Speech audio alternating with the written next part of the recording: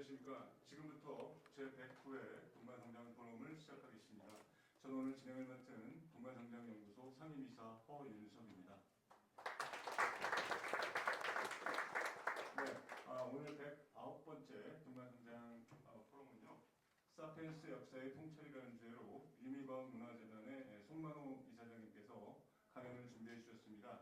저희가 100회가 넘는 동반성장 포럼을 진행해 오면서 많은 인문학적인 주제를 대상으로 강연을 준비해 왔습니다만 오늘처럼 이렇게 과학적이면서 극히 철학적인 주제를 가지고 강연을 준비한 것은 처음이 아닐까 싶습니다. 아무쪼록 이 시간을 통해서 과학이 우리 삶에 던지는 다양한 철학적인 질문들에 대해서 함께 고민하는 그런 시간이 되었으면 좋겠습니다. 그럼 오늘 말씀을 듣기 전에요. 저희 동반성장연구소 정은찬 이사장님께서 나오셔서 인사 말씀을 해주시겠습니다. 나오실 때 큰 박수로 맞이해주시기 바랍니다. 정은찬 이사장님입니다.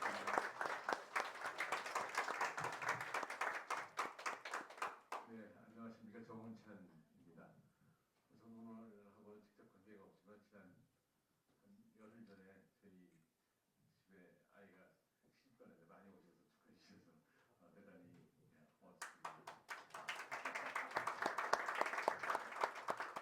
오늘 워낙 지난번에 모임에서 6월 12일에 이번 포럼을 한다고 발표가 됐었습니다만 제가 지난 6월 11일부터 15일까지인가 미국 출장을 갔다 왔어요. 저 하버드 대학에서 세미나가 있어서 거기 갔다 오느라고 시간을 바꿨습니다. 여러분들께 불편을 드렸다면 양해해 주시기 바랍니다. 그리고 오늘은 좀 보통 날하고 좀 다릅니다. 지금 금방 허윤석 상임이사가 말씀하셨듯이 여태까지는 주로 글쎄 좀 거친 말인지 모르지만 형이하학적인 토픽을 갖고 토론을 했는데 오늘은 좀 형이상학적인 질문을 던지고 토론을 할 겁니다. 이게 참 우리 철학적이고 과학적이고 이런 모임이 아닐까 생각하고 있습니다. 오늘 발표하실 분은 누구더라? 송만호 이사장이신데 저하고 특별한 관계에 있는 분입니다. 제가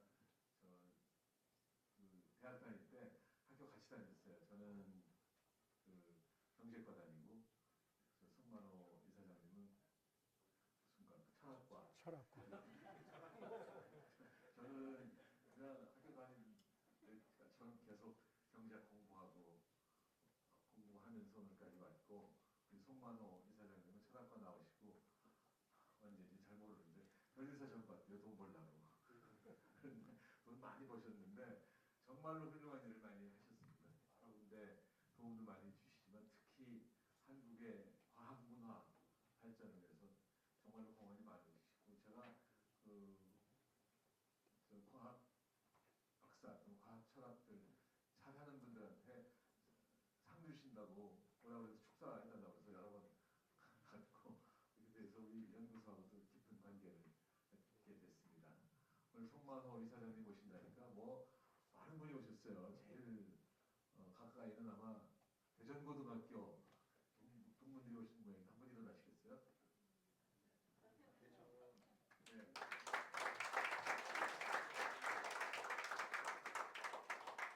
충청도 사람들이 자기 동네 사람한테 선거할 때 표는 잘 안 주는데 이런 모임 있을 때 또 잘 뭉쳐요.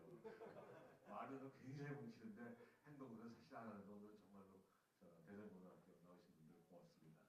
그리고 또 하나고등학교라고 아시죠? 네. 하나고등학교에서 과학 가르치시면서 서울대학에 미래의 과학자들을 보내신 분들이 계신데 누구 계세요? 한번 하나고등학교에 정형식 선생님 서울대학에서 물리 공부하시고 지금 하나고등학교 물리 교사이신 거죠. 네. 그 옆에 포항에서 오셨어요. 포항. 기왕 일어서서 인사드려요. 어디서 가르치세요? 포항 동성고등학교에서 왔습니다. 동성? 동성이 동력 동자 별성자? 맞습니다. 네.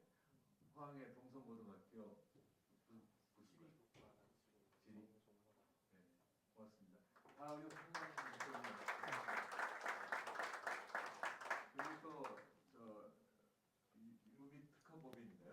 아재 유미 특허법인 관계하시는 분들도 좀 오셨어요. 한번 계세요? 혼자세요? 네. 아유, 고맙습니다. 그다음에 오늘 우리 동반성장연구소의 이사이신 그리고 미니아트라는 대의 대표이신 김용기 선생이 여러 분 모시고 왔어요. 근데 오늘 이상하게 이 방이 그냥 환하해졌네요. 미인들을 많이 모시고 왔고 또 뿐만 아니라 우리 여러분들 TV에서 배재성 선생 많이 보셨죠? 스포츠 보도하시는 분. 그리고 지금은 한국 스포츠 미디어 학회의 회장이십니다. 저를 갖다가 또 거기 고문으로 축제시켜 주셔서 우리 대표께서 한번 간단히 소개하실 수 있으세요? 네. 마이크 조심 좀. 오늘 조심히 하셨잖아요, 준민이. 자, 먼저 저기 승민이 딸이 결혼 다시 한번 축하드립니다. 근데 박수 한번. 제가 그런 그 호치민 영화제 출장을 가서 못 왔는데 집사람이 대신하는데 이 지역에 교통이 말미가 뜨겁니다. 거기 넘어가고. 제가 몇 달 만에 나왔습니다. 전 연구소 이사를 있는데 제가 여러분 아시는 분 아시지만은 대종상 영화제 조직위원장을 맡다 보니까는 한 달에 한 번씩 해외를 나가야 돼요. 오늘 이 포럼이 지난주에 제가 또 못 왔습니다. 못 왔는데 한 달에 한 번씩 나가다 보니까 제가 몇 달 만에 왔는데 용서해 주시고요. 저기 한국 인플루언서 콘텐츠 협회라고 4월달에 생겼습니다. 이 협회는 여러분들 인플루언서라는 뜻은 다 아시죠? 어떤 일 하시는 분들인지. 이제 모든 광고 매체가 이제 인플루언서로 다 넘어왔습니다. 그래서 이분들이 이제 인플루언서를 활동하고 계시는데 조금 이상한 인플루언서들이 생기기 시작했어요. 그러니까 자기 팔로워들한테 사기를 치는 분들이 생겨가지고 문광부에서 서울시에서 좀 제대로 된 협회를 좀 만들어서 운영을 했으면 좋겠다라고 해서 저희 협회가 창립이 됐고 저희 협회는 이제 인플루언서 회원들을 받아갖고 교육도 시키고 법무 서비스, 세무 서비스, 고등의 여러 서비스를 해주는 그런 협회인데 그 협회를 만든 주인공들을 제가 모시고 왔습니다. 모시고 왔는데 처음에 이분들이 저한테 오셔가지고 회장을 맡아달라고 해서 제가 노했습니다. 제가 너무 맡기게 많아서 못하려고 했는데 두 번째 또 이분들이 오셨어요. 이분들이 하시는 말씀이 회장님 우리가 대통령도 바꿔 내리시는 거예요. 그래서 봤더니 그 당시에 팔로워가 4천만 명이에요. 농담 아닙니다. 그래서 제가 깜짝 놀라서 얼른 제가 회장을 맡고 여기 장악을 했습니다. 장악했나? 모르겠는데 회장을 맡았고요. 오늘 여기 이분들을 모신 거는 우리 동반선 연구소와 우리 인플루언서 협회와 말 그대로 동반 성장할 수 있는 무엇이 있는지를 좀 찾아보기 위해서 우리 임원님들 다 모시고 왔는데 제가 소개를 좀 해드리겠습니다. 유명한 분들이세요. 저희가 그제 현재 회원수 51명의 팔로워 5,200만 명입니다. 저희가 굉장한 거죠. 요즘 인플루언서 한 사람 장관하면 사업이 성공합니다. 그런 예를 제가 굉장히 많이 듣고 보고 있는데 이분들 정말 사회적으로 대단한 영향력을 가진 분들이십니다. 제가 좀 소개를 해드리겠습니다. 먼저 우리 배재성 우리 회장님을 소개해드렸죠. 우리 사회이사십니다. 박수 안 받으셔도 되죠? 우리 최광순 감사님, 네. 안주현 우리 이사님, 네. 저기 무서운 우리 이사님, 윤지원 이사님, 네. 우리 백좌연 씨, KBS 탤런트입니다. 공채 탤런트입니다. 네. 이분들이 인플루언서입니다. 이분들이 이제 그 다음에 전하나 플로리스트 이분들이 인플루언서입니다. 이분들이. 예. 신이나 배우님. 이분도 배우입니다. 예. 이분이 나이가 몇인지 모르겠는데 죄송합니다. 나이가 50입니다. 50. 이렇게 다니까 놀라세요. 자, 그러시고 저희가 지금 아직 네 분이 지금 거의 다 왔는데 그분들은 어쩔 수 없고 하여튼 저희 오늘 이분들 모시고 왔는데 같이 좀 우리 연구소와 발전할 수 있는 기회를 한번 찾아보겠습니다. 감사합니다. 오늘 오랜만에 처음 오신 분들 또 많으시네요. 전국 지사 하시던 유종근 박사님.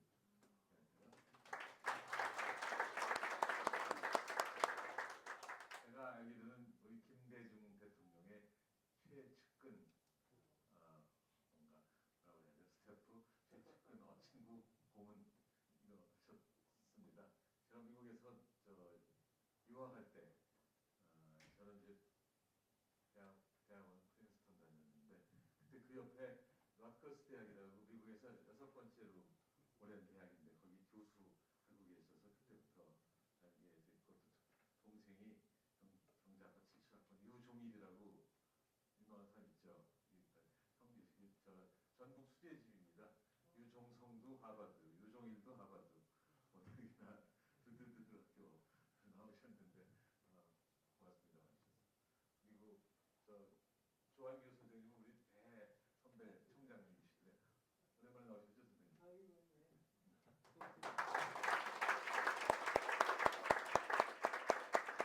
중학교도 훌륭하고 좋으신 분 많으신데 한 분만 더 소개를 하겠습니다. 요새 우리 인구 문제가 굉장히 심각하다고 알려져 있지 않습니까? 오늘 아침만 해도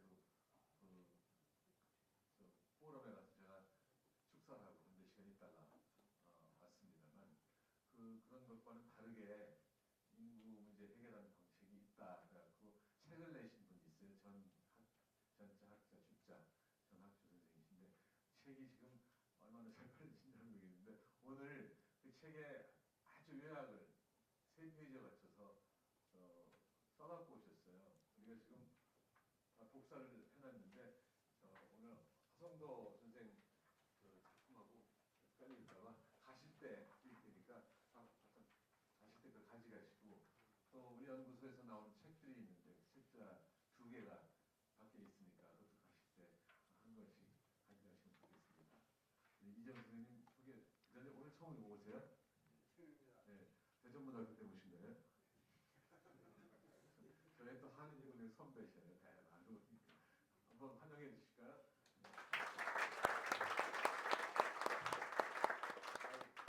미안합니다. 시간 많이 썼습니다. 그럼 우리 허성도 이사장님 박수 치고 한번 강의를 들으시고 나중에 열띤 토론을 해주시면 고맙겠습니다. 고맙습니다.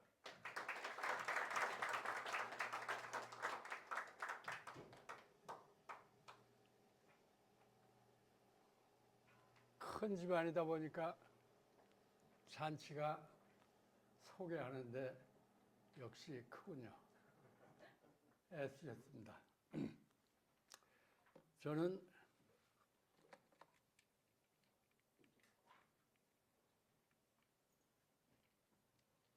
철학과 나와가지고 변리사가 돼서 변리사를 한 30여 년 하다가 꼭 이렇게만 살아야 되겠나 하는 생각이 들어가지고 과학책을 읽게 됐습니다. 지금 왼쪽에 있는 책이 과학과 종교 사이에서 그런 책인데 고 김용준 선생님의 역작입니다. 저 책이 언어학, 고고학, 사회학, 철학, 신학, 과학도 물리학, 생명과학, 지구과학, 뇌신경과학 온갖 거를 전부 다 읽고 그것도 원어로 읽어서 번역해서 요약한 거를 앞뒤를 연결시켜 가지고 낸 책입니다. 근데 저 책을 우연히 봤는데 너무나 읽기가 힘들고 거기에 나온 그 책들이 너무나 다양해 가지고 굉장히 자괴심이 들었습니다. 그래서 나도 좀 이 무식을 좀 면해야 되지 않겠느냐. 그래서 이제 그 책에 나온 책을 사서 읽는 거로 시작을 했습니다. 그런 지가 2006년에서 지금 2021년에 오른쪽에 저 책이 나왔으니까 16년의 세월이 흘렀습니다.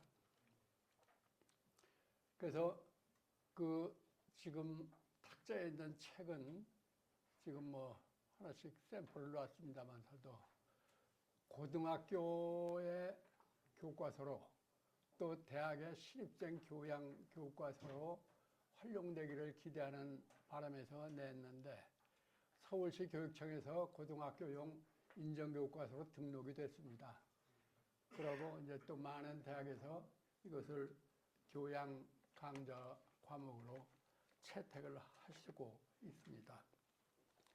그래서 오늘은 이 책을 그냥 다 제가 설명하는 게 아니고 이 책에서 우리가 읽을 수 있는 여러 가지 인사이트가 뭐겠는가, 그걸 몇 가지 테마를 뽑아서 생각을 해봤습니다.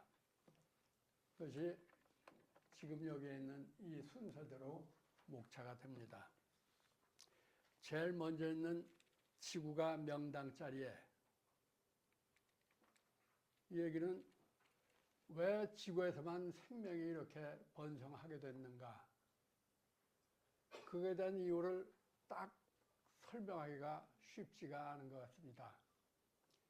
근데 결국은 생명 친화적인 환경이 돼야만 생명이 생기고, 생명이 만들어질 수 있는 생명 친화적 물질이 있어야지 생명이 생겨나지 않았겠느냐. 그래서 결국 지구라고 하는 여러 가지 여건이, 지구의 태양과의 거리, 지구 자체의 크기, 그 다음에 달이 만들어질 때 또 생겼던 이변, 뭐 이런 것들이 어떤 그 객관적인 그 생명 친화적인 환경으로서의 설명될 수 있는 거라고 한다면은, 생명이 만들어지는 여러 가지 CHONPS, 탄소, 수소, 산소, 질소, 인, 황, 촌푸스라고 하죠. 그런 원소가 또 많이 있었기 때문에 생명이 만들어지지 않았겠느냐. 그래서 결론적으로 지구가 어떻게 이렇게 됐느냐, 거기서 어떻게 생명이 났느냐, 명당짜리였기 때문에 그렇다. 그냥 그렇게 퉁치고 지나갈까 합니다. 앞에 시간이 많이 까먹었으니까. 그 다음에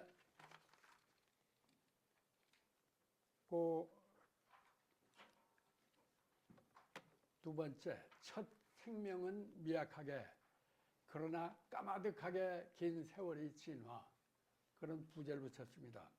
여기서 생명이란 무엇이냐? 저는 오늘 이 자리에 앉아서 서서 보니까 뭐 전부 다 학자분들, 기라성 같은 분들인데 잘 알지도 못하는 백면 서생이 또 잘못 얘기해서 혼나는 거 아닌가 하는 내심 걱정도 있습니다. 근데 하여튼 제가 읽고 기억하고 있는 바에 의해서 설명을 한다면은 생명의 데피니션이 있습니다. 첫째, 세포막이 있어야 된다. 둘째, 대사 활동을 할 수 있어야 된다. 셋째, 자가 번식이 가능해야 된다. 거기에서 저는 세포막이 뭐 그리 중요하겠냐. 대사 번식은 중대사라고 할 수 있겠지만, 근데 가만 생각해 보면은 생명 물질이 그냥 널브러져 있다. 그럼 어디까지가 나고 어디까지가 너냐? 생명의 시작은 바로 세포막이라고 하는 칸막이가 있기 때문에 나와 너가 시작되는 거 아니겠느냐. 그래서 저는 좀 억지 삼아 얘기를 한다면은 세포막이야말로 생명의 나라고 하는 나의 존재를 드러내주는 근거이자 이유다. 그래서 가장 중요한 것이 세포막이다. 기억하시죠라고 그렇게 얘기를 했습니다. 대사활동은 뭐 다 아시는 거죠. 영양분을 흡수해서 소화해서 흡수하고 찌꺼기 남는 건 배출한다. 흡수, 배출 기능이 대사활동이다. 자가번식은 자가번식해야 된다. 코로나 바이러스로 애를 먹은 그 바이러스가 자가번식이 안 되기 때문에 생명으로 간주를 해주지 않는다. 그런 얘기를 들었습니다. 그래서 그 생명이 언제 어떻게 생겼냐. 뭐 썰이 좀 많습니까? 종교에서 신화에서 뭐 많은 얘기들이 있죠. 근데 대강 통설로 과학계에서 인정하기는 약 38억 년 전쯤에 대개 따뜻한 바닷물, 새로운 영양분이 솟아오르는 해저 열수공 근처에서 생겨나지 않았을까 추정을 한다. 그런 얘기 같습니다. 그래서 딱 부러지게 첫 조상이 어떤 거라고 이 세포입니다 하고 얘기를 할 근거를 찾을 수가 없죠. 38억 년 전에 박테리아 같은 거 하나 있는데 그게 화석이 됐을 수도 없고 보존될 수도 없고, 그 화석이 그거라고 얘기하면 그걸 인정하고 동감해 줄 수 있는 과학자도 없을 테고 어차피 안 됩니다. 그래서 이름을 먼저 지었답니다. 루카. 루카라고. 루카. 이 루카의 스펠링이 Last Universal Ancestor, Common Ancestor. 그래서 루카입니다. 여기서 제가 강조하는 거는 왜 첫 생명인데 레스트가 들어갔느냐. 레스트는 마지막 황제, 이때 레스트 아닙니까? 마지막 스포트. 첫 생명을 라스트라고 불른단 말이죠. 그래서 가만 생각을 해보니까 세상을 보는 게 두 가지 방법의 눈이 있다. 위에서 내려다보고 꿰는 방식하고 밑에서 올려다보는 방식이 있다. 근데 자기가 확실히 알고 있는 데서 올려다보면은 저 멀리 있는 것이 희미하다 하더라도 추정을 할 수가 있지만 희미하고 잘 모르는 것에서 내려다봐가지고는 볼 수가 없다. 그래서 바텀업 방식으로 보면은 가령 긴 망원경으로 이렇게 본다면은 저 끄트머리에 최초 생명이 보이는 거죠. 내가 여기서 본다면. 바텀업으로 보니까 제일 끝에 있는 것이 이쪽에서 보면 그것이 가장 첫 생명이더라. 그래서 생명을 보는 눈은 바텀업으로 봐야 된다. 그걸 톱다운으로 보니까 속옷을 쓰고 그 속옷을 나온 것이 신화다. 뭐 이 얘기 잘못하면 또 혼날 수도 있으니까 여기서 넘어가겠습니다. 그 다음에 저기에 38억 년에서 원핵세포가 21억 년까지 진행됐다고 하면은 약 17년을 버벅댔습니다. 저 기간이 바로 신생대입니다. 우리 지구에서. 지구 역사의 최초가 막 아주 케이오스 상태였던 명왕대. 그때는 물과 용암이 막 혼재했을 때 아니겠습니까? 뭔가 생명의 씨앗이 시작되고 나서가 신생대인데 그것이 저 정도 긴 세월을 갔다. 그러니까 저 때는 아주 박테리아만큼 조그만 것밖에 없었다. 아주 제품이 초기 제품이었다. 그것이 17년간 버벅댔다. 그러다 보니까 뭔가 지구 환경이 확 바뀌었다. 그래가지고 산소가 굉장히 없었는데 산소가 풍부해졌다. 그래가지고 질적인 변화를, 진화를 한 것이 바로 진핵세포다. 진핵세포는 원핵세포의 한 100만 배 정도의 체적이 커졌다고 합니다. 뭘 했는데 날아가나? 난 또 데이터 지워진 줄 알고. 그래서 진핵세포도 또 굉장히 외롭게 오랜 세월을 사셨습니다. 15억 년 정도 사셨죠. 근데 그 정도 살고 6억 년 전쯤에 다세포 생물이 나왔습니다. 그러니까 요게 왼쪽이 원핵세포, 진핵세포, 이게 다세포입니다. 최초의 다세포가 해면이라고 합니다. 바다에 있는 해면체, 해면. 그래서 그 진핵세포로 넘어가고 이걸 가는 것을 비유한다면 원핵세포를 모래라고 비유를 하자. 진핵세포는 보도블록이다. 블록이다. 프로필록이다. 다세포는 건물이다. 그러니까 모래로 막바로 건물을 지을 수가 없죠. 블록, 벽돌이 있어야 됩니다. 그것이 바로 진핵세포입니다. 진핵세포가 되면서 세포 호흡도 하고 세포가 세포 체세포 분열해서 또 이렇게 살아가게 되는 거죠. 근데 여기서 뭐 하나 기억하셔야 될 일이 왜 그러면 원핵세포에서 진핵세포로 올 때도 산소 급증 환경 변화가 있었고 진핵세포에서 다세포로 올 때도 왜 그랬냐? 왜 지구에서 꼭 산소 활성 현상이 그때 나타났냐? 그것도 또 이쪽에서 보느냐 이쪽에서 보느냐 다릅니다. 그래서 나타났기도 했고 나타났기 때문에 또 그것이 생기고 뭐냐면은 지구에 큰 빙하기가 아주 지구사적으로 큰 게 2번 있었다고 합니다. 23억 년 전에 생겼던 빙하는 적도에도 큰 바위 덩어리들이 빙퇴석이 아직도 여러 군데 남아 있답니다. 그래서 그 빙퇴석이 그 당시 그 조사해 보니까 한 23억 년 전쯤 되는데 이게 빙하가 가지고 온 거더라. 그러니까 빙하라고 하는 것이 무지무지하게 크고 무거운 것이 끌려가니까 바위고 흙이고 돌이고 싹 갈아가지고 끌고 들어갑니다. 그 빙하가 녹으면 전부 다 바다로 가는 거죠. 종점은 다 바다 아닙니까? 강은 거쳐가는 거고. 그러니까 바다에 굉장히 영양분이 많이 공급이 됐다. 초기 바다에는 대륙붕은 그런 퇴적이 이루어졌기 때문에 대륙붕이 생긴 거지. 물론 뭐 화산 대륙이동 관계에서도 있을 수 있지만 가장 기본적인 것은 침식이다. 그러니까 바다가 굉장히 깊은데 육지는 옆에만 요 정도 간다. 대륙붕이 멀리 안 가죠. 그래서 산소 그런 것이 빙하기 때문에 그랬다. 그래서 23억 년 전쯤에 1차 빙하기 큰 것이 지나가고 진핵세포가 됐고, 그 다음에 한 8억 년 전쯤에 또 빙하가 와서 타세포 생물이 생겼다. 그런 얘기입니다. 거기서 이제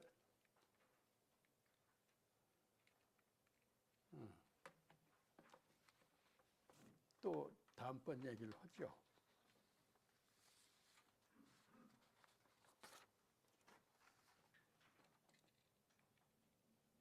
인생은 공수래 공수거다. 아니 생명과학 얘기에다 무슨 신나라 까먹는 소리 하냐, 그런 생각할 수가 있죠.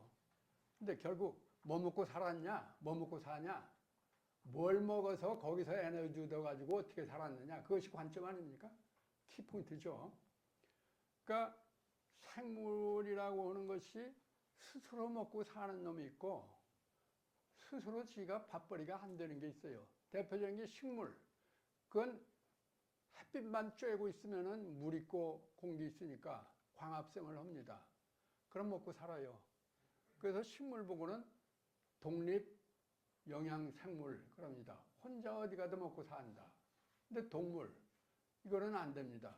식물을 뜯어먹든지 동물을 잡아먹든지 뭐 남의 것을 먹어야지 삽니다. 그러면 식물이 광합성한 것이 결국은 동물한테 어떻게 돌았느냐, 그거를 이렇게 도표를 한번 본 겁니다. 광합성할 때 CO2 플러스 H2O죠. 쉽게 얘기해서 그냥 공기하고 물, 거기에 햇빛 에너지가 들어가면은 CH2O, 탄수화물 플러스 O2, 산소.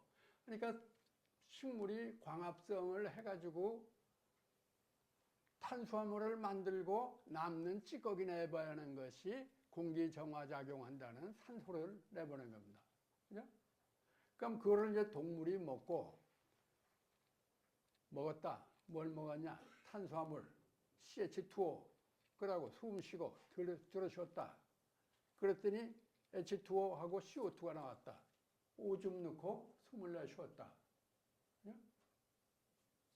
그러니까 오줌 넣고 숨 내쉬는 동안에 먹은 거 가지고 힘이 나서 뛰었다. 식물은 물하고 공기 있는 데서 햇빛 에너지를 받아가지고 만들어냈다. 그러니 기본 원리가 공수래 공수거다. 그런 얘기입니다. 이제 흔히 그런 생각을 할 수가 있죠. 아니 뭐 동물이 맨날 풀만 먹고 밥만 먹었냐, 고기도 먹지 않냐, 그럼 고기는 어떻게 됐냐?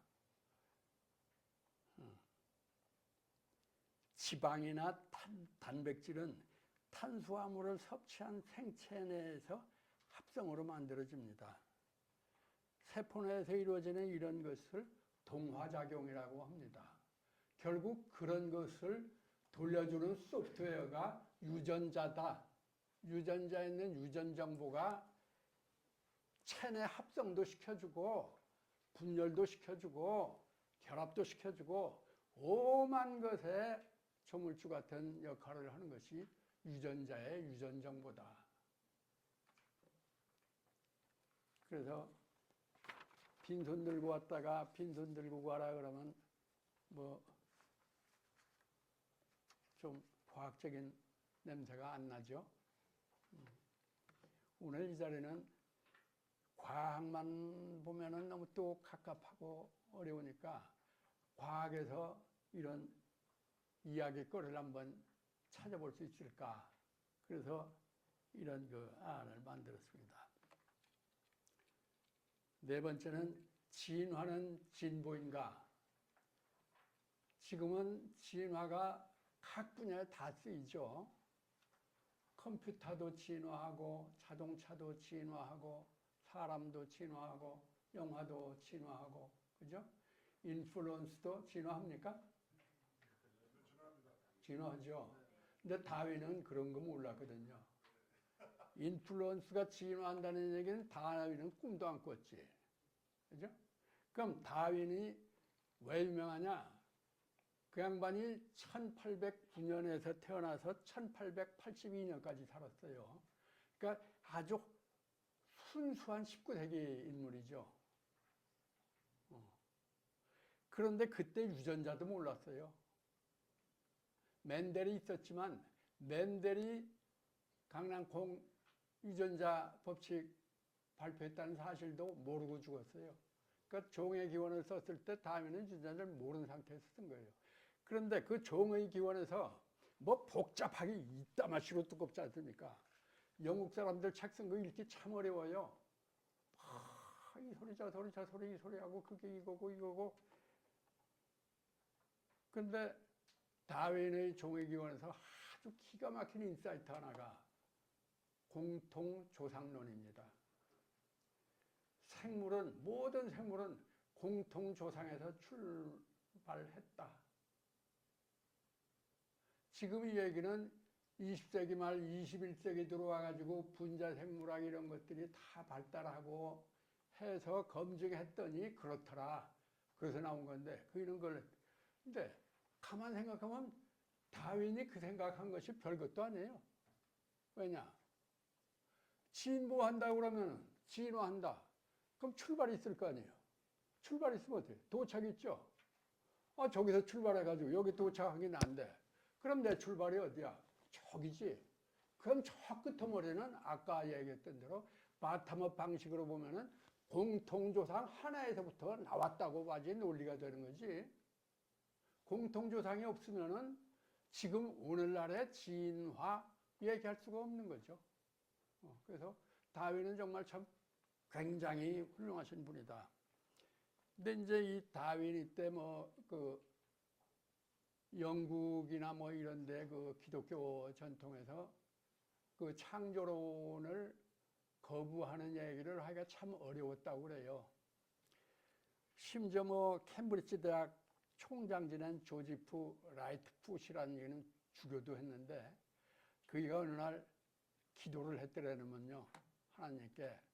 그랬더니 딱 하나님이 계시를 주셨는데 얘야 BC 4400년 전 10월 23일 날 오전 9시에 내가 만들었댄다 이라고 답을 주셨다는 거예요. 지금 그 얘기하면 전부 다 웃긴다고 그러겠죠. 근데 그 당시 조지 라이트풋 총장의 그 얘기가 도하신문에 큰 기사로 보도가 됐더라는 거예요. 그러니까 사회 분위기가 그런데 다윈이 공통조상에서 나왔고 그러면 참 맞아 죽을 일이죠. 그러니 종의 기원을 다 써놓고 10몇 년을 쥐고 있었어요. 출가는 하려니 갈릴레오 생각도 나고. 그랬는데 마침 이쪽에는 알프레드 월리스. 이 사람은 인도네시아 가서 이제 또 막 작업하고 하던 사람인데 그 사람이 똑같은 다윈과 같은 결론을 낸 연구가 나왔어요. 그 이제 런던으로 편지하고 원고 보내서 얘기하니까 다윈은 워낙 쟁쟁한 이제 집안이고 친구들도 쟁쟁하니까 야 큰일 났다. 지금 저기서 촌놈 하나가 냈댄다. 그러면은 빨리 둘이 공동 저작으로 해서 발표를 하도록 하자.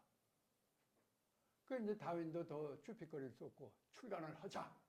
그랬는데 월리스가 아닙니다. 다윈 선생님이 저보다 연구하신 것도 더 오래 길고 처음부터 책에 있게 하셨고 그 어른의 연구 성과에 비하면 저는 아주 미흡합니다. 그러니 이번 연구는 다윈 선생님 이름으로 해야 됩니다. 그랬다는 거예요. 이분이. 박수 한번 칩시다. 아니, 여기 학자분들 많이 계시지만 학자 중에 자기가 했는데 나이 많은 선배 정운찬 총장이 뭐 선배라고 총장님이 이름으로 하시죠. 그 양보하는 후배 있겠어요? 저런 훌륭한 사람이 있다 이거예요. 이 세상에는. 그래서 진화는 진보인가 이거 뭐 여러 개 뭐 기억할 거 없어요. 월리스 같은 사람이 있더라. 그 다음에 다윈의 얘기는 진화의 동력이 뭐냐? 자연 선택이다. 그런 거거든요. 유전자를 몰랐으니까. 근데 이제는 유전자에 대한 게 뭐 너무나 많이 나오니까. 그 다음에 유전자라고 하는 거는 번식 과정으로 넘어가면서 유전자 전달 과정에서 돌연변이가 꼭 생긴대요. 돌연변이 없는 전달은 불가능하다는 거죠. 근데 돌연변이는 계속 또 세대를 거쳐서 누적이 된다 이거예요. 그러니까 유전자가 전달된다, 돌연변이는 발생한다, 쌓인 돌연변이는 축적이 된다. 그럼 세월이 갈수록 어떻게 됩니까? 진화되는 거죠. 그게 진화예요. 그래서 진화의 동력을 자연선택 플러스 유전적 무작위성에다가도 두자. 그거는 오늘 제 주장입니다. 동감하시면 박수 한번 주십시오. 근데 뭐 이제 환경변화 뭐 이런 것들인데 그런 건 넘어가고 여기서 하나 더 기억할 것이 이 원핵세포가 있다가 진핵세포로 갔다. 그럼 원핵세포는 다 이제 멸종돼서 없어졌냐? 아닙니다. 그냥 있고 거기에서 하나 갈라져 나온 녀석이 또 큰 가를 이루었다. 그러니까 원핵세포가 진핵세포로 나왔다 하더라도 원핵세포는 계속 만수무강 백세 번영을 하시는 거예요. 지금 지구의 생명 개체수로 따지면 최고 많은 게 박테리아라는 거 아닙니까? 그래서 지구의 주인이 누구냐? 인간 너냐? 너희 몇 개냐? 너희 80억밖에 더 되냐? 우린 얼마가 살려볼래? 너 살릴 수 없을걸? 이렇게 되잖아. 그러니까 그냥 있다. 진핵세포도 그냥 있다. 우리가 호모사피엔스가 갈라진 최근의 그 조상이 침팬지라고 합니다. 침팬지에서 갈라진 거죠. 그러면 침팬지는 없어지고 인간만 나왔냐? 아니, 침팬지는 여기 있고 거기서 유전자 돌연변이가 누적된 것이 끝내 가면은 종의 분화가 된다. 종이 갈라진다. 그러니까 그거는 장구한 세월을 전제로 했을 때 가능하다. 우리 인간이 우리 수명 내에서만으로 생각을 했을 때는 도저히 상상할 수도 없고 볼 수가 없는 거죠.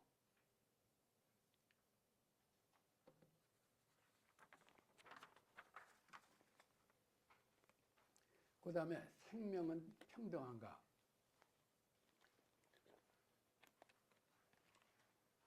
이거 좀 더 갖다 줘. 그 유전자가 이중 나선 구조로 되어 있다는 것은 이제 제임스 왓슨하고 프란시스 크릭이 1953년도인가 그 발견을 해가지고 노벨상 타고 그랬죠. 그 크릭이 더 연구해가지고 분자생물학의 중심 원리라고 하는 것을 1958년에 발표했다고 그래요. 그 이치는 생명의 모든 유전 정보가 DNA, RNA, 단백질 요 순서대로 전달이 된다. 언뜻 보면 간단하죠. 지금 들으면 간단하고 그거 뭐 상식인데 그거 가지고 뭐 큰 뭐 중심 원리라고 거창하게 얘기하냐?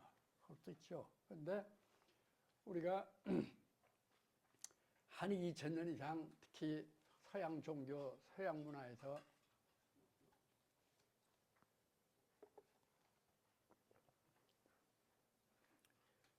지렁이도 그렇게 가고 곰팡이도 그렇게 가고 인간도 그렇게 간다. 이 얘기했다 큰일 나죠. 네 얘기가 그거거든요. 곰팡이 살아가는 거나 지렁이 살아가는 거나 인간 살아가는 거나 똑같이 생명 유전 정보 전달 원리가 DNA, RNA, 단백질 구조더라 이거예요. 그래서 그거의 이제 결론은 결국 인간 중심주의에서 벗어나자. 생명이라고 하는 것이 다 기본적으로 평등하다.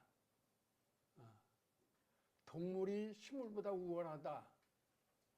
동물의 일반 동물 짐승보다는 인간이 우월하다. 그렇게 보고 다뤘던 거거든요. 서양 문명에서 그거 보고 존재의 대사선이 그렇지 않습니까? 신이 있고 신이 자기의 모습을 본따서 모상을 만든 것이 인간이고 인간에게 그 밑에 있는 동물, 식물, 균류를 관리하고 통제하도록 권한을 위임했다. 그게 이제 존재의 대사선. 거기에서 지금까지 생명에 대한 인간 중심, 그거에 근거한 휴머니즘 이런 것들이 많이 왜곡돼 왔던 거죠. 그래서 요 5번의 경우에는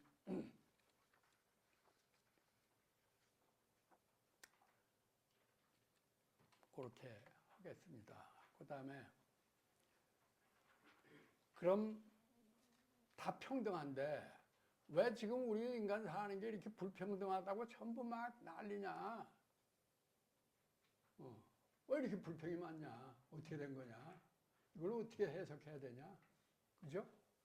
그거 인플루엔사 뭐 하는데 좀 도움될 것 같지 않아요? 그 아이디어? 잘 들으세요. 근데 제가 보기에는 평등이라고 하는 데피니션을 서로 동문서답한 게 아닌가.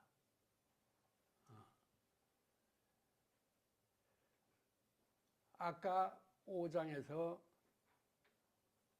중심 원리 얘기할 때 기본 원리가 평등하다. 그 다음에 전부 유전자 찍힌 대로 사는데 그 사는 이치가 평등하게 적용될 뿐이다. 그랬다. 그런데 실제 사는 모습으로 따지면은 그 원리가 평등한 거는 아무것도 아니야. 그렇게 온다는만. 택배가 저쪽에서 강남에서 이렇게 왔다는만. 그죠? 한강 수상 루트로 오지 않고 육상 루트로 왔다면 이런 얘기하고 거칠게 비교한다면 할 수가 있어요. 근데 사실은 그게 아니거든. 유전 정보의 내용은 평등하지가 않다. 그게 문제다. 왜 유전 정보가 평등하지 않냐? 유전자의 복제 과정에서 생기는 돌연변이는 누적될수록 정보는 다양해진다. 그 다음에 시간이 갈수록 다양해진 것이 더 다양해지면 종 자체가 갈라진다. 그래서 침판지 인간도 갈라지고 진핵세포에서 다세포 동물로 갈라지고. 그런데 시간이 갈수록 유전 정보는 평등에서 점점 멀어지게 된다. 같은 인간이라 하더라도 그렇다. 우리가 다세포 생물로 온 것이 6억 년 전이죠. 우리 인간 호모사피엔스는 20만 년에서 30만 년 전이라고 봅니다. 그러니까 6억 년 전서부터 노는 가닥지가 똑같다. 6억 년 동안 진화해온 가닥지가 똑같다. 동물의 가닥지가 뭐냐? 잡아먹어야 살지 않냐? 잡아먹어야. 동물은 잡아먹어야 사는 거다. 기본적으로. 독립영양생물이 아니다. 그래서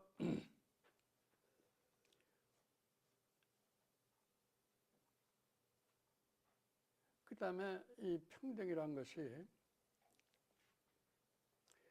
그 먹이 이쪽에서만이 아니고 번식에서도 그렇습니다.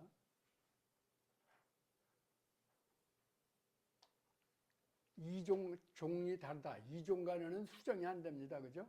수정이 안 돼. 왜냐하면 유전자가 쌍으로 결합이 돼야 되는데 서로 지퍼, 눈금이 서로 안 맞아요. 그래서 안 채워져. 그러니까 수정이 안 되는 거예요. 근데 하여간 동종 간의 문제로 본다 하더라도 동종 간의 번식 문제에서 보면은 TV에서 뭐 동물의 왕국이라 이런 거 보면은 제일 센 놈이 왕 아닙니까? 모든 암컷을 다 거느리잖아. 거기서 평등 있어요? 제일 센 사슴한테 치어서 죽지. 제일 센 사자한테 물려 죽지.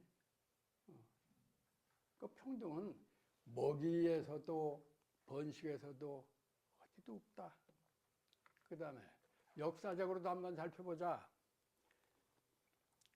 노예, 종, 왕, 대신 어떻게 평등했냐? 수없는 역사. 인간 역사 10,000년 본다고 해도 10,000년 중에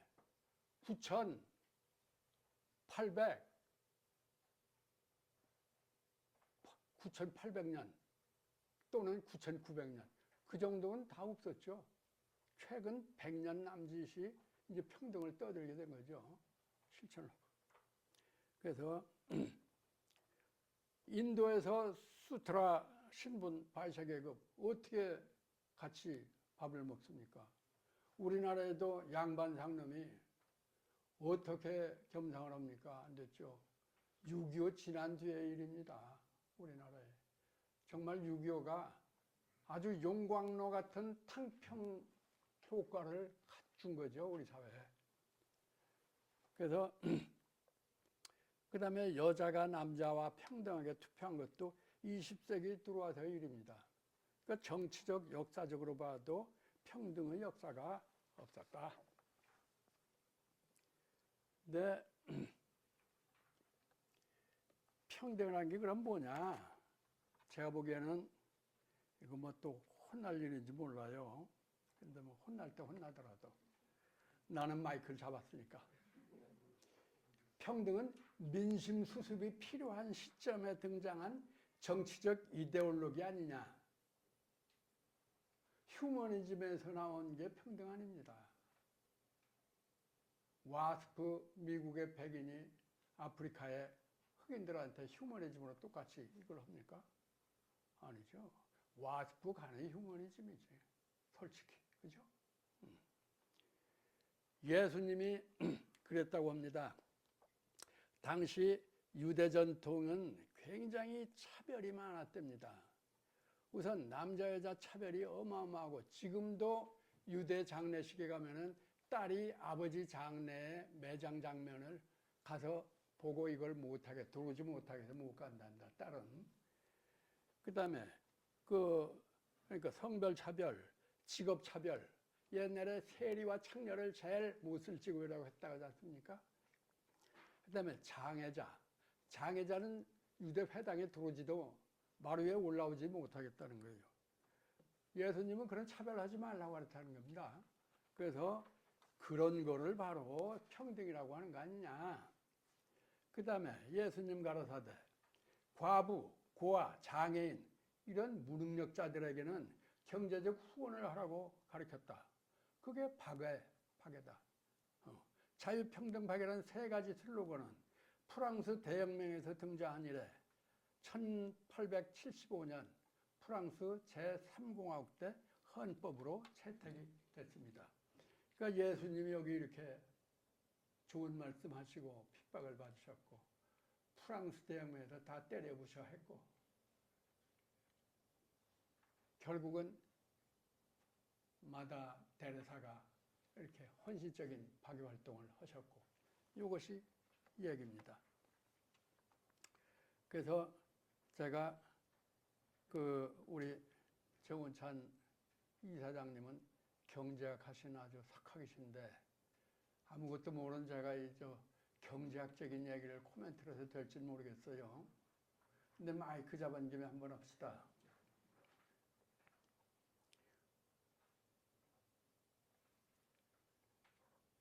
우리가 지금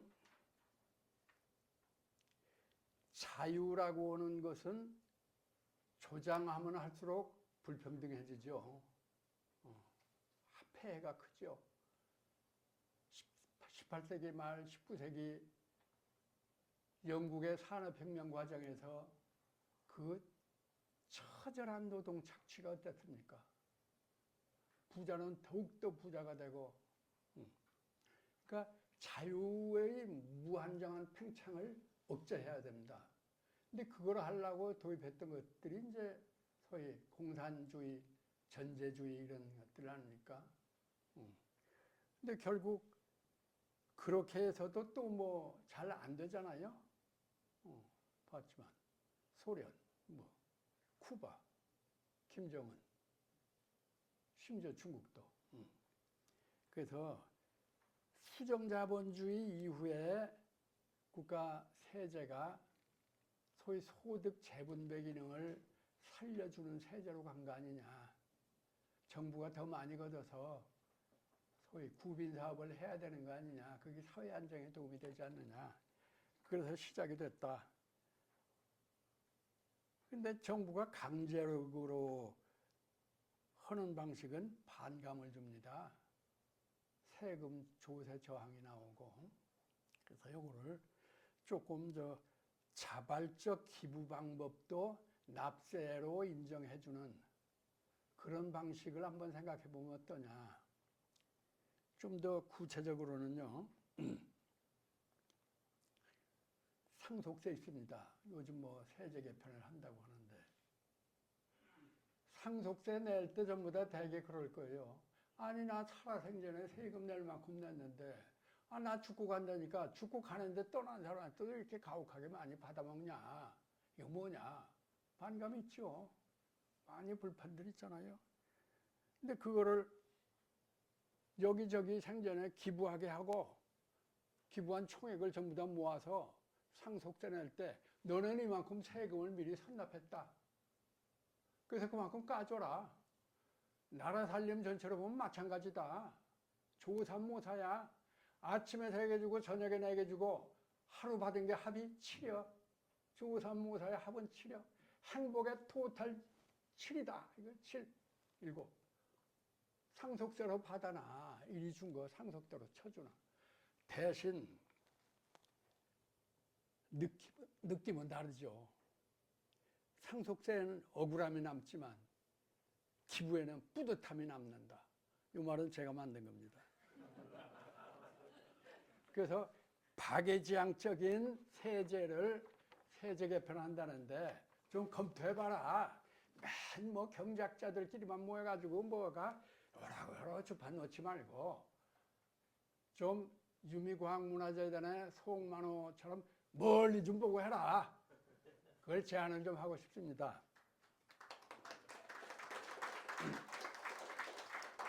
그 덩어리 왜 우리는 걱정이 많은가?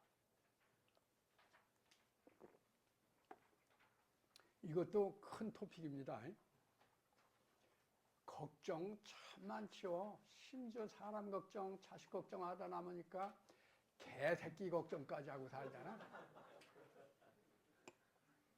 윤여정 나오는 도그데이스라고 하는 영화를 봤어요, 제가. 전 서귀포 시골에 사는데 거기 할 일도 없으니까 가끔 영화 가요. 가서 봤는데 개가 애완견이 1,500만 마리라네. 개 그 병원이 얼마나 많고 개 장례식장, 개 안마실, 샤워실 정말 참 이게 왜 지경이 됐나.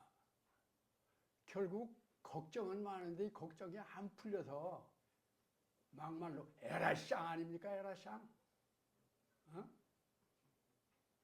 그래서 이 걱정이 왜 많은가를 자연과학, 뇌신경과학, 진화학 이쪽에서 한번 보자. 그것이 제 생각입니다. 결론은 뭐 별거 없어요. 그러나 바텀업 방식으로 한번 보자. 그런 얘기입니다. 바텀업 방식으로. 우선 뇌가 어떻게 진화해 왔는가를 알아야 됩니다. 첫째, 다세포 생물서부터 6억 년 동안 뇌라고 하는 게 어떻게 발달돼 왔나?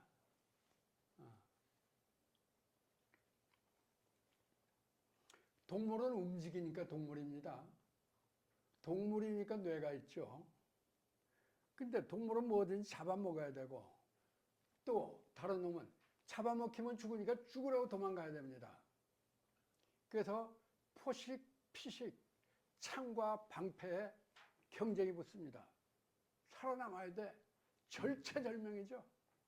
어떻게 해야 되냐? 빨리 눈으로 봐야 됩니다. 저게 오는지 알아야지 도망을 가고, 저게 저기서 한눈 팔고 있는 줄 봐서 팍 덮치지. 그 눈이 발달한 거예요, 눈이. 이 눈이, 이게 누구 눈인가 보여요? 휘황찬란합니다. 요것도 인플루언서 한번 써봐요. 이 사진 좋아, 이거.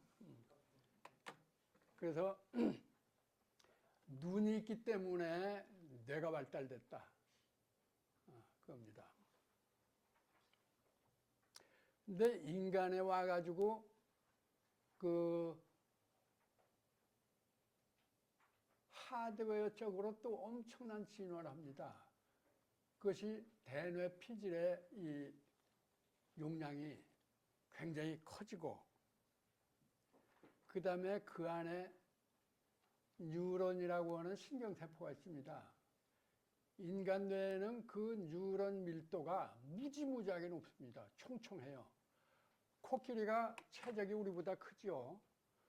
인간 60kg 잡고 코끼리 아프리카 6톤 잡으면 100배 아닙니까? 100배. 예? 그 몸뚱이가 100배 크면 뇌 속의 용량이 얼마나 더 크겠어요. 근데 인간은 그 코끼리보다는 적지만 비율로 따지면 인간이 크다. 그런 중에도 코끼리 뇌에 있는 뉴런의 밀도로 따지면 거기는 어디 야산에 야생밭에 있는 잡초나 듯한 거다. 인간은 아주 여기 밀집돼서 딱 논밭에 총총 심어놓은 곡식같이 치밀하다. 그런 얘기입니다. 그래서 그렇게 돼 놓으니까 하여간 하드웨어가 엄청 기억도 잘하고, 일단 기억 시간이 깁니다. 닭 쫓던 개 지붕 쳐다본다 하죠. 개의 기억 시간이 그렇게 짧아서 그렇답니다.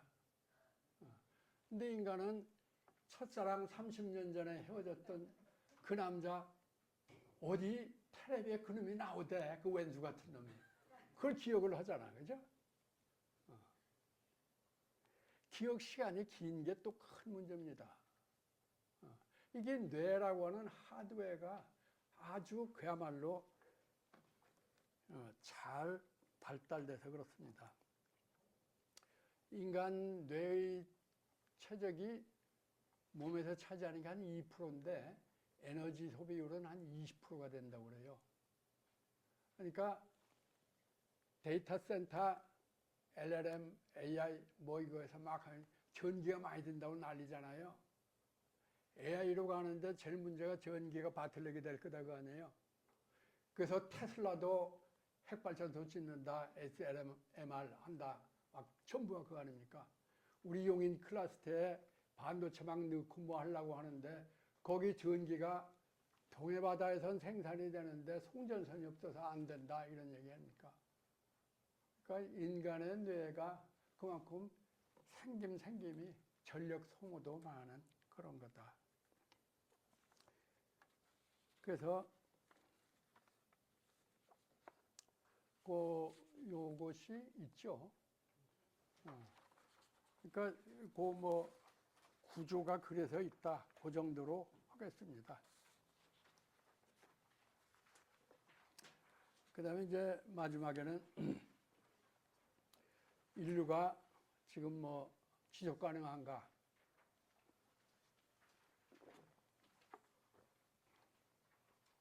그래서 제목을 고장난 벽시계라고 했습니다. 요게 이제 그 뇌 이제 크기 이런 거네요. 고장난 벽시계라는 유행가 있죠? 나훈아 불렀던 거. 그래서 저는 고장난 자연선택이라고 이름을 붙였습니다. 영국의 멜서스가 인구는 식량은 산술급수적으로 늘고 인구는 기하급수적으로 는다. 그 유명한 말이죠. 그러니까 멜서스보다 한 50년 뒤늦게 나온 다윈은 이 환경의 먹이 뭐 이런 것들의 한계 때문에 인간이 그렇게 마냥 늘어날 수는 없다. 자연 선택된다. 그런 얘기를 했습니다. 그 두 분 다 19세기에 그런 얘기하고 돌아가셨어요. 근데 그 이후에 과연 이 지구가 수용 가능한 최대치의 인구가 몇 명이나 될까? 그거를 연구를 했더랍니다. 그랬더니 지금 같은 질소 성분이 토양에 부족한 상태에서 농사를 짓는 한은 36억을 못 넘긴다. 근데 그때쯤에 20세기 초 1905년쯤 될 거예요. 독일의 화학자 프리츠 하버라고 하는 사람이 질소 고정법을 발명했어요. 그래서 질소 비료를 만든 거예요. 질소라고 하는 것이 공기 중에는 제일 많아요. 산소보다 훨씬 많습니다. 질소가 한 80%될 거예요. 근데 그게 공중에 있지 땅에는 고착돼 있지가 않다. 근데 질소가 없으면은 곡식이 만들어지기가 어렵다. 그런데 마침 프리츠 하버가 질소 비료를 만들어 가지고 식량 생산에 바틀렉을 걷어냈다. 그래서 마냥 인간은 이제 지금 이제 80억까지 올라왔다. 그런 얘기죠. 근데 거기다가 농약도 개발됐죠. 종자는 개량되죠. 거기다 온갖 중장비 많으니까 관계시설 많이 됐죠. 그러니까 농지 경작 면적도 늘어나고 생산량도 늘어나고 그래서 식구를 많이 거느리게 됐습니다. 사육동물입니다. 사육동물. 인간이 언제부터 꼭 고기 없으면 못 먹었나요? 그죠?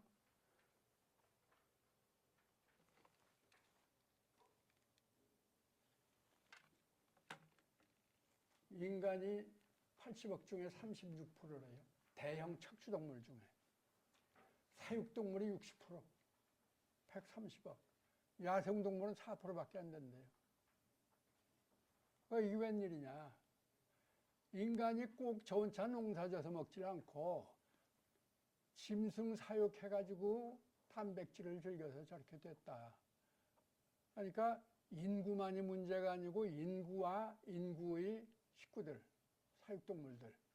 그거를 전부가 다 같이 경작해서 먹여야 되는 체제가 됐다.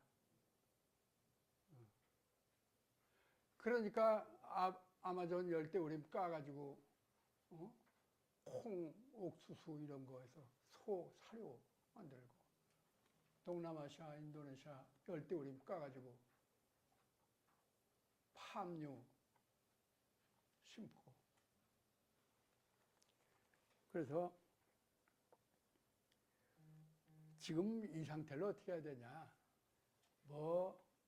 유엔에서는 탄소가 많이 나와서 기후가 변동이 되고 하는데 과연 그것만이냐. 그것만 관리한다고 될 일이냐. 제 생각엔 지구의 총인구 수를 통제해야 된다고 봅니다. 지구의 인구가 줄어든다면은 사육동물도 자연적으로 따라 줍니다. 줄지는 못해도 더 늘지만 않게 좀 하면 됩니다. 근데 우리나라, 일본, 중국은 인구 절벽이라고 몸살들 떨지만 이건 꿈이에요. 꿈이에요. 가난한 인구 대국들, 아프리카, 인도, 방글라데시, 파키스탄, 인도네시아, 소위 글로벌 사우스라고 하죠, 요즘. 전체로 봐서 사우스, 남쪽에 있는 사람들이 가난한데 그쪽이 다생산. 그 인구가 그렇게 늘어나는 한은 지구에 이거가 어렵다. 탈탄소 안 된다. 댐이 새는데 밖에서 물 막는다고 되냐 그게. 안에도 때우고 밖에도 때워야지. 안에 때우는 게 뭐냐? 인구 조절이다. 그런 얘기입니다. 근데 제일 지금 현안의 문제로 된 것이 캐토릭이라고 합니다. 거기는 지금도 교황청 그 살아있는 규정, 거기에 인간의 씨앗을 임의로 하지 못하게 하는 규정이 아직도 유효하게 있답니다. 그러니까 아프리카에 에이즈가 창궐했을 때 에이즈를 예방할 수 있는 것이 컨돔이다. 근데 교황청에서 컨돔은 인간의 씨앗을 통제하는 것이니까 안 된다. 그랬더라는 거예요. 그래서 하여튼 어떻게든 타협들 좀 보시라고. 아니 뭐 지구 다 망하면 뭐 천주교는 안 망하나? 예? 예, 그런 생각을 해봤습니다. 그 얘기도 또 이제 그쪽한테 들으면 또 뼈 안 맞을 일인데 우선 마이크 잡았을 때 하는 거지 뭐.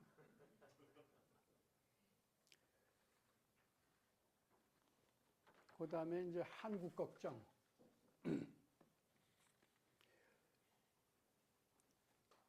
지금 제일 정치계에 뜨거운 게 인구절벽이죠.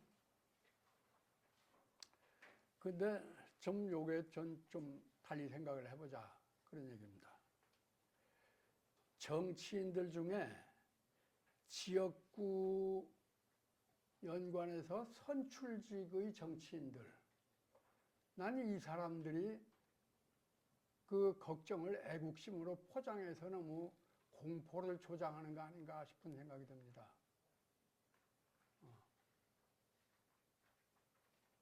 인구가 저희가 대학 다닐 때 그때 우리 조한규 장관님께서 서울무리대 학생과장 하셨습니다. 그때 인구가 3천만이었어요. 3천만도 채 안 됐어요. 60년대 후반에는. 근데 지금 아무리 인구 준데도 5천만이에요. 그죠? 근데 3천만 시절에 농업, 모내기 손으로 했죠. 이양기 언제 있었습니까? 추수, 나수로 뱄어요. 칼곡기 밟아서 타작했고, 그죠? 축산업, 다 손으로 했습니다. 그 다음에 제조업. 제조업으로 어떻게 했어요? 다 공원들이 이거 돌려가지고 했죠. 용접하고. 운수 서비스업. 차장 그때 학교 가려면은 시내버스를 타잖아요. 얼마나 시내버스가 만 원입니까? 그때 보면 그 차장이 정말 참 대단한 여성들이었어요. 딱 타면은 학생 다 못한 사람 있으면 차장이 마지막에 손잡이 잡고 딱 타서 배로 탁 차잖아. 이거 찰 때쯤에 운전수가 기가 막히게 커버를 탁 틀어요. 확 쏠리잖아. 딱 차면 그냥 싹 들어가는 거야. 그러니까 그 당시에 그렇게 하고 살았어요. 무슨 자동차 자율주행하고 뭐 고속철이 다니고. 그래서 그때 은행 컴퓨터 없었죠? 노트북 있었어요? 주판 났어요. 그래서 수출입국 했어요. 박정희 대통령이 꼭 잘해서 그렇습니까? 그건 아니잖아요. 그럼에도 불구하고 우리 국민이 열심히 일을 했더란 말이지. 우리 국민 굉장히 열심히 일해요. 우리만큼 일하는 나라 별로 없을 거예요. 근데 지금 온갖 자동화도 무지무지하게 이루어졌다. 자동화. 이 인구, 노동자 10,000명당 로봇 대수를 로봇 밀도라고 그러는데요. 22년도 자료가 있어서 뽑았는데 한국이 1010이에요. 싱가포르, 미국 285, 대만 292, 세계 평균이 151대예요. 압도적으로 많아요. 노조가 그렇게 일자리 없어진다고 로봇 들여오지 말라고 데모하고 싸우고 뛰두르고 해도 어느새 로봇이 이렇게 늘어났어요. 우리나라에. 로봇이 이렇게 늘어나니까 현대자동차 노조 싸움이 옛날보단 힘이 빠졌잖아. 그죠? 근데 이 로봇은 이거는 약관입니다.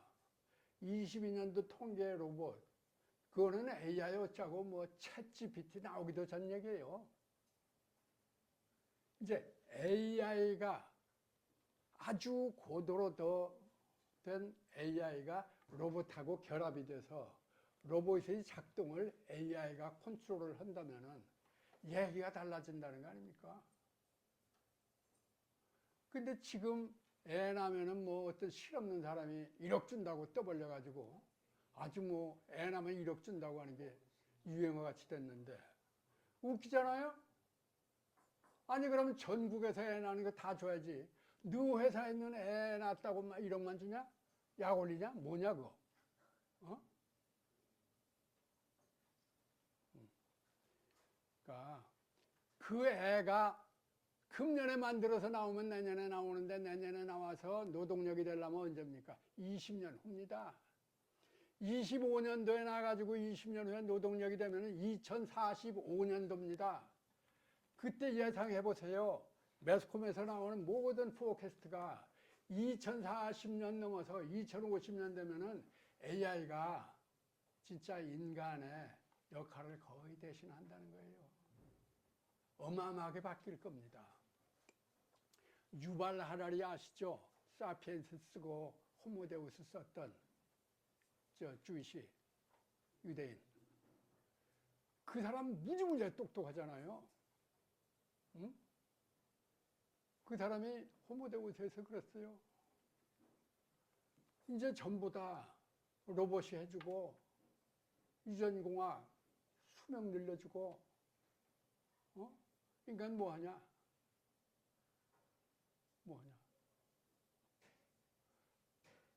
먹고 사는 거는 연금 주고 로봇 생산해서 인건비 안 들어간 만큼 이익이 올라가지고 그 세금 받아서 주면 돼. 연금은 줄 수 있지. 연금 받고 나이 30, 40에 경로당 갈까? 이럴 수도 없고. 인간이 뭐하고 살 거냐?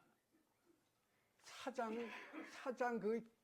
나쁜 놈 욕을 해도 그 사장 내 회사에 출근해가지고 또 만나서 어쩌고 오늘 쌍하고 탁 한잔 그게 사는 맛이지. 이것도 없고 저것도 없고 갈 데도 없고 뭐 자동 입금 된대 동사무소에서 그러고 앉아서 뭐 할 거냐 말이야. 근데 자꾸 더 나아야 된다. 어쩌라는 말이야. 한번 생각해보자 그런 얘기입니다. 지금 5천만이 줄어든다. 사람이라고 하는 게 예상대로 단순 수학 공식대로 가지가 않습니다. 절대. 인간이라고 하는 게 살다 보면은 아무리 지금은 힘들고 자식 키우기 어렵고 해서 그 다음에 눈에 보이는 게 SNS니 뭐니 맨 개똥 같은 거 가지고 경쟁에 눈에 불을 켜게 만들고 애 키우려니까 뚜껑은 열리고 어떡합니까? 그러나 늘상 그러냐? 아니다. 조금 질서 잡히고 여유가 있으면은 오손도손 옆에 새끼 키우는 거 맛을 부러워할 때다. 그렇게 되면 난다. 인간이다.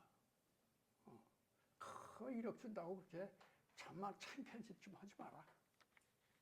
그런 얘기입니다. 그래서 그 다음에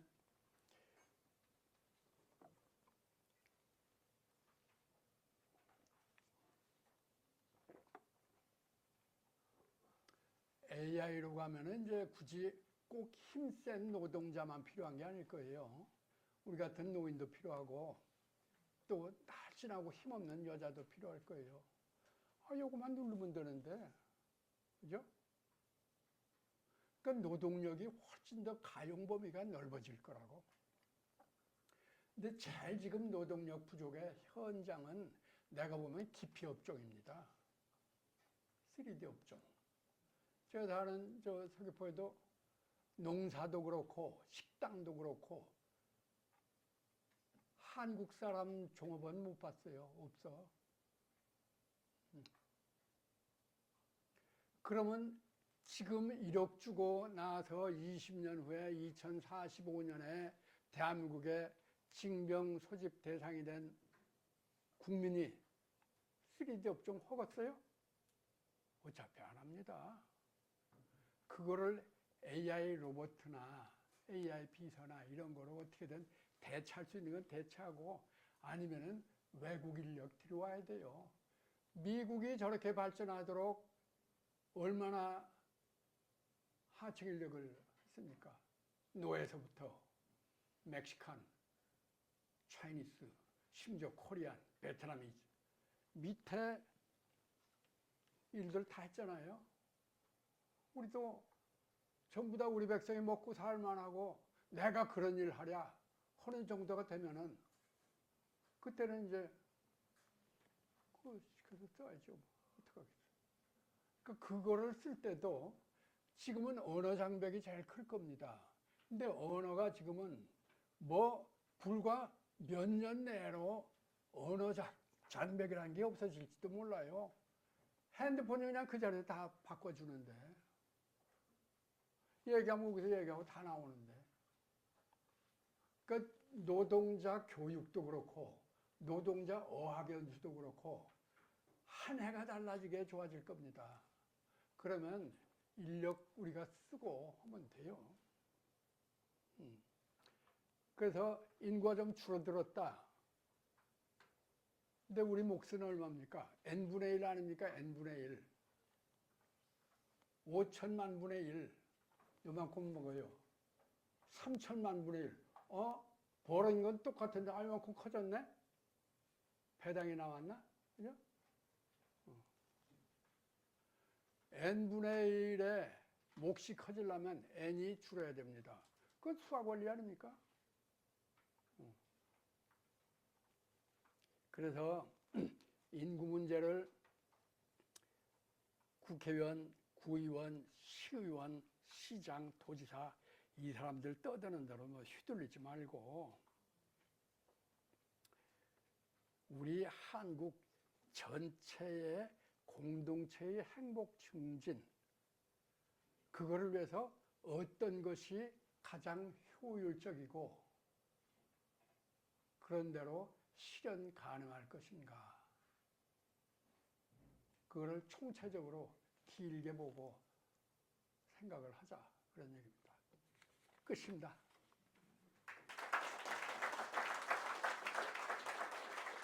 네,